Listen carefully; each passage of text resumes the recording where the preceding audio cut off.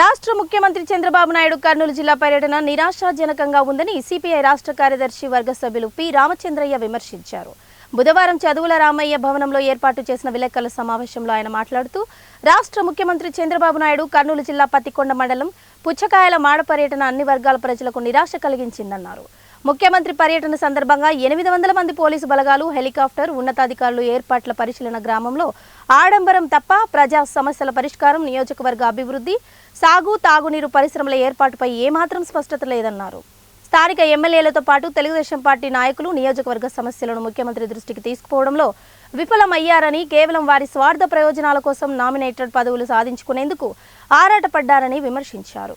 ఎన్నికల ముందు ప్రజలకు ఇచ్చిన హామీలను నెరవేర్చడంలో కూటమి ప్రభుత్వం విఫలమైందని, అధికారం చేపట్టి 100 రోజులు పూర్తయినా సూపర్ 6 పథకాలు అమలు ఊసేలేదన్నారు.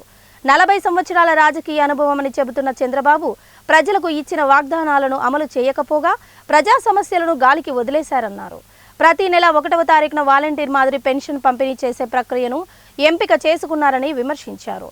తిరుపతి లడ్డు కల్తీ వ్యవహారంపై ఎలాంటి నివేదికలు రాకున్నా రాజ్యాంగబద్ధ హోదాలో ఉన్న ముఖ్యమంత్రి చంద్రబాబు మీడియా ముందు బహిరంగంగా తిరుపతి లడ్డు పశువుల కొవ్వుతో కల్తీ అయిందని ప్రకటన చేయడం సిగ్గుచేటు అన్నారు.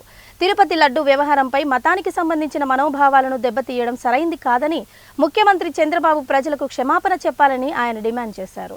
జిల్లాలో పత్తికొండ నియోజకవర్గం అత్యంత వెనుకబడిన ప్రాంతమని, ఈ ప్రాంతం రైతులు వేరుశెనగ, పత్తి, టమోటా, ఉల్లి, కంది తదితర ప్రధాన పంటలను పండిస్తారని, వ్యవసాయ ఆధారిత పరిశ్రమలు ఏర్పాటు చేసినట్లయితే నిరుద్యోగ యువతకు ఉపాధి అవకాశాలు లభిస్తాయన్నారు. హంద్రీ నీవా ప్రధాన కాలువ కింద ఉన్న కుడి, ఎడమ కాలువ పనులను పూర్తి చేసి 106 చెరువులకు నీళ్లు నింపాలన్నారు. సంపదను సృష్టించి రాష్ట్ర అభివృద్ధికి కృషి చేయాలని హితవు పలికారు. ఈ సమావేశంలో సిపిఐ మండల కార్యదర్శి డి రాజా సాహెబ్, పట్టణ కార్యదర్శి రామాంజనేయులు, తుగ్గలి మండల కార్యదర్శి సుల్తాన్, జిల్లా సమితి సభ్యులు కారన్న, సురేంద్ర కుమార్, పెద్ద ఈరన్న పాల్గొన్నారు.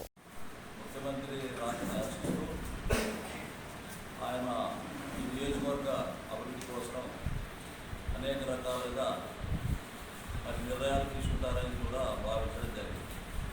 అయితే మన ముఖ్యమంత్రి చంద్రబాబు నాయుడు గారి పర్యటన పూర్తి నిరాశాజనకంగా ప్రజలందరూ కూడా వాళ్ళంతా కూడా అనుకుంటున్నారు.